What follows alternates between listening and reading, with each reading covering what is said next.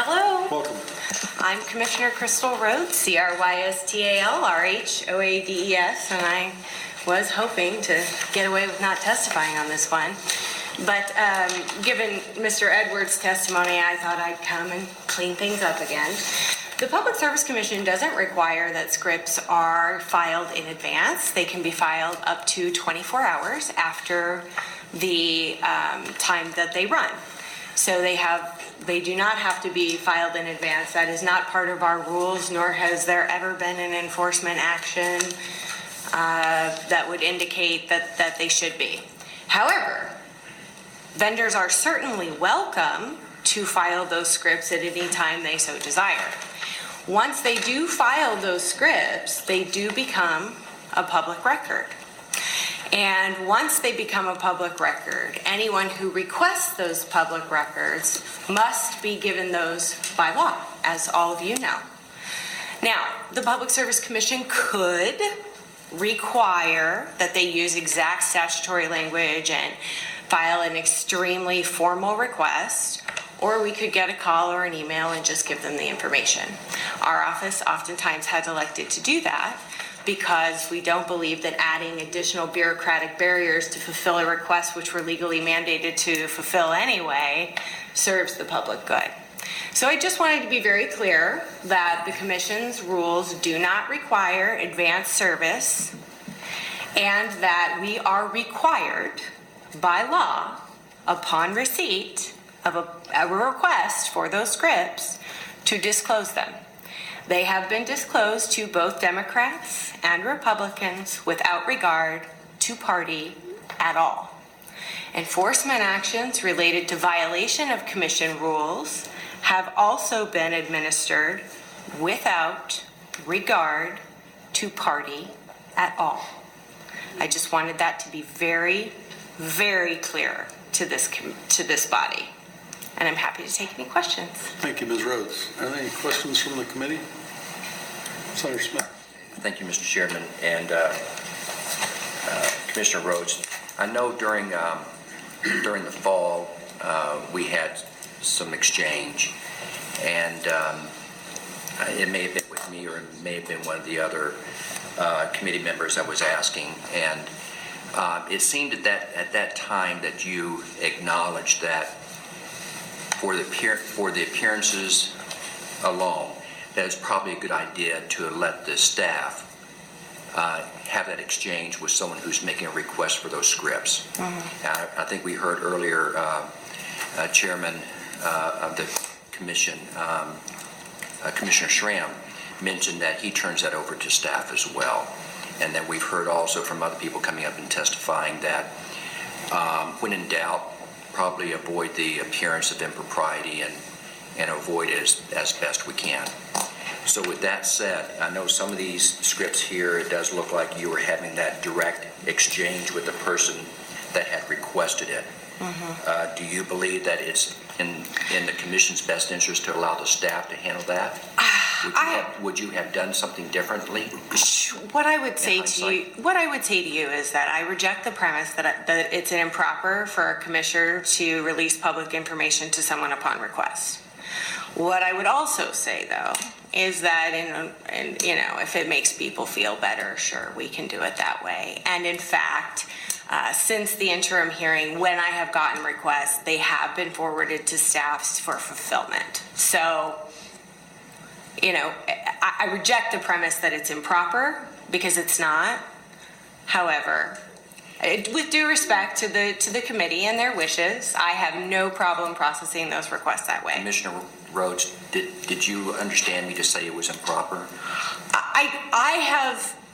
Yeah, I guess I kind of did. I think that the general tone, particularly within the interim committee, and the dialogue that happened there was that it gives the impression of impropriety, and it doesn't. I mean, if the commissioners are requested to give information to the public, which is public information, I think the improper thing for us to do is to make the public jump through unnecessary hoops.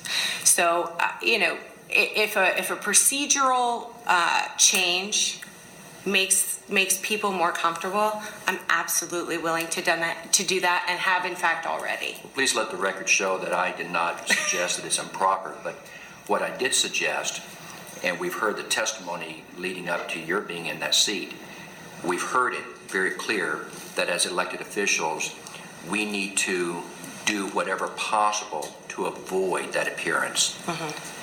And we owe that to the public, and I think former Commissioner Boyle was saying that herself, that we do want to have the public's trust. And so I think it's not a matter, Commissioner Rhoades, of us suggesting that you've behaved improperly. That's not what we're talking about here. What we are talking about is trying to make certain we avoid that appearance. I certainly respect that, Senator Smith, and what I really want to convey to this committee is that robocalls are universally hated. Democrat, Republican, nonpartisan, doesn't matter who I ask in my district, they really dislike these calls. They feel very strongly that the rules need to be enforced. They want access to the information about what's being said on these calls and who's paying for these calls. And so what I want to make clear is that what we're really trying to do is to enforce the statute as this body, as the legislative body, crafted it and gave it to us. And if your feeling is that it would be better served in another capacity or in another agency, we certainly respect that. But I have been troubled by the idea that there's an appearance of impropriety by simply executing faithfully the law as it's written. So are you testifying in a neutral and an opposition? Well, no. I mean, we're in the neutral. We are absolutely in neutral territory, and I am telling you quite plainly that whatever the legislature decides is quite all right by me. But what I wanted to do was to clear up incorrect information that was given in testimony immediately preceding me.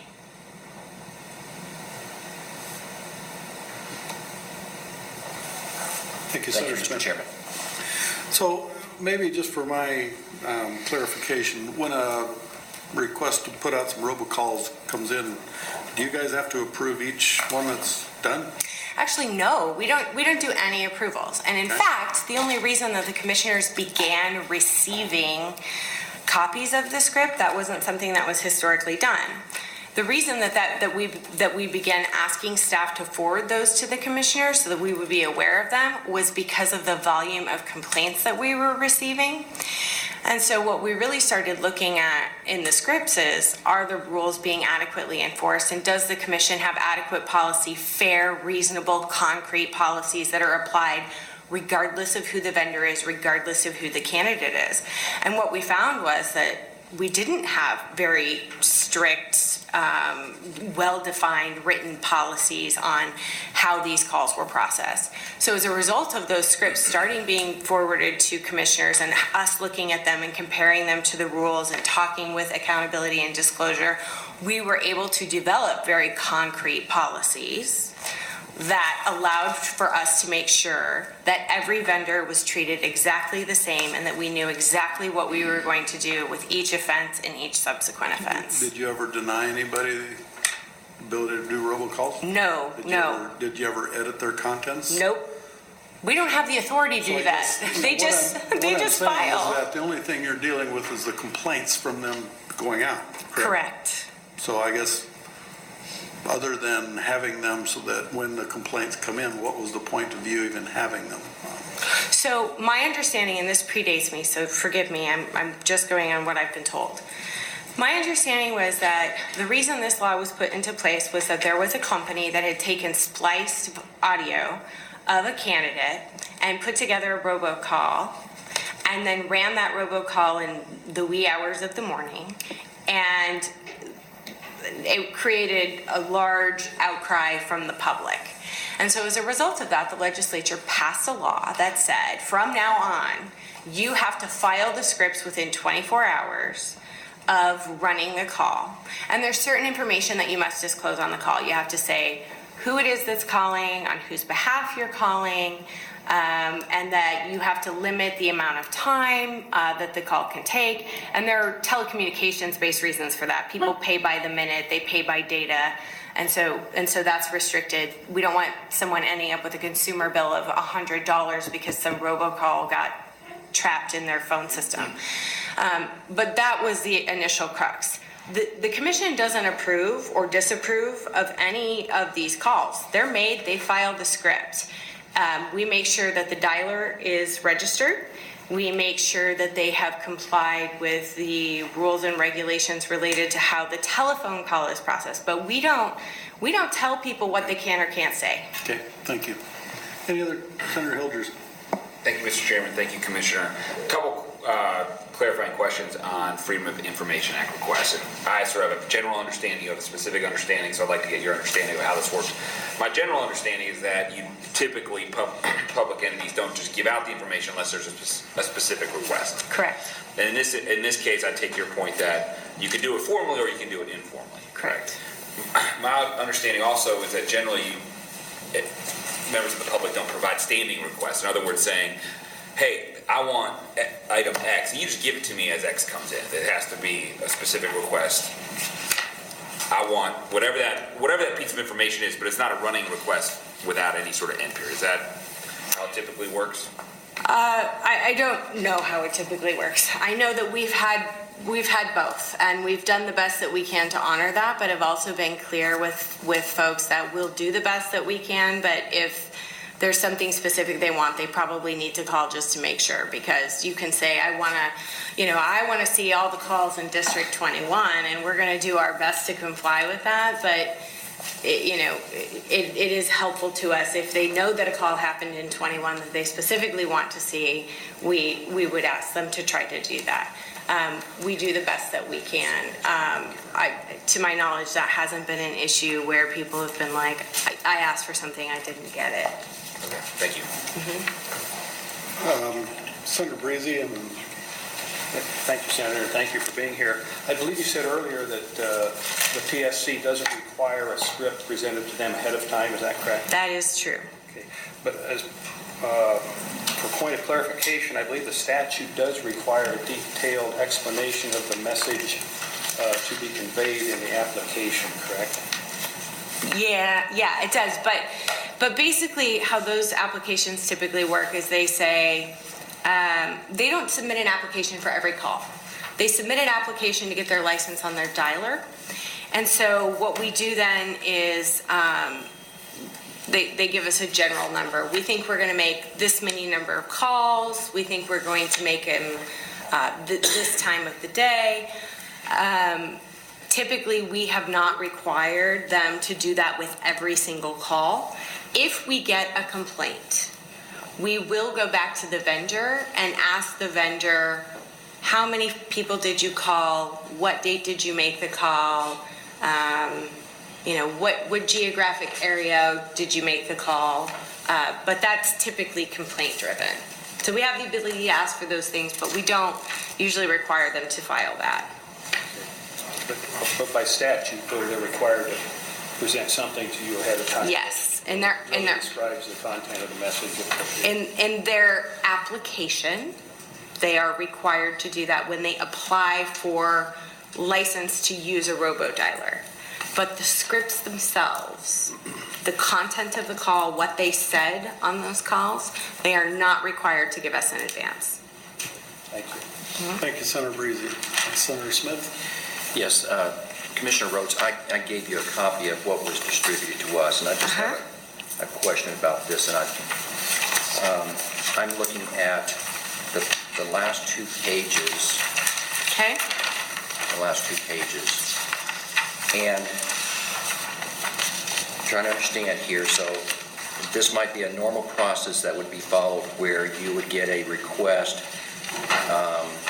from someone for some scripts, and then you would forward it on.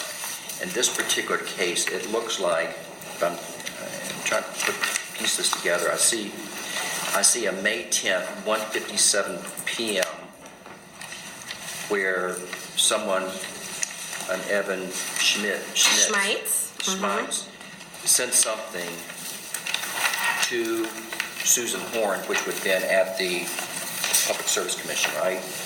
About some scripts. And then